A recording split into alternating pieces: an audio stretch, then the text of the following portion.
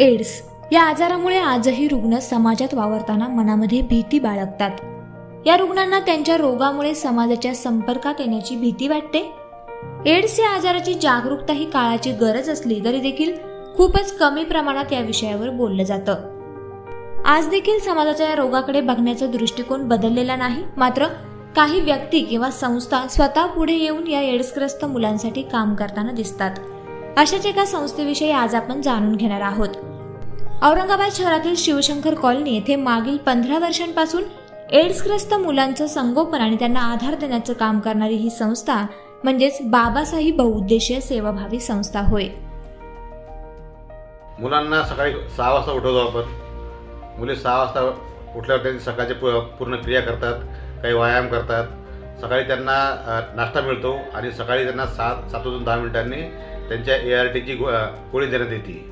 त्यानंतर मुलं समजा आता शाळा बंद नाही, पण आता शाळा सुरू होणार आहेत, तर शाळेमध्ये 10 वाजता शालेय पोषण आहार, शाळेमध्ये आल्यावर त्यांना 12:30 वाजता पोटभर जेवण, नंतर संध्याकाळी 4 वाजता त्यांचा अल्प उपहार आणि परत संध्याकाळी 7 ते 10 मिनिटांनी गोळी आणि संध्याकाळी त्याचा जेवण। त्यानंतर रात्री 9:30 वाजता ते मुलं झोपतात। माझं नाव विशाल विष्णू शिंदे आहे। मी संस्कार प्रबोधिनी शाळेत शिकतो आणि 9वी वर्ग आहे आणि मी औरंगाबादमध्ये राहतो, आंबेडकर नगरमध्ये। मी इथं 2016 पासून येईल आणि इथं खूप चांगलं भेटतं, सर्व शैक्षणिक सामान भेटतं, सर्व शारीरिक साहित्य भेटतं, ते लागतं आपल्याला साबणपासून सगळं, ते अंगाचं सगळं भेटतं, कपडे भेटते आणि सर पण खूप छान आम्हाला सांभाळतात, हे आम्हाला खूप चांगलं वाटतं। माझे 10 वर्षापासून राहतो। माझं नाव वैभव तारलवाड आहे।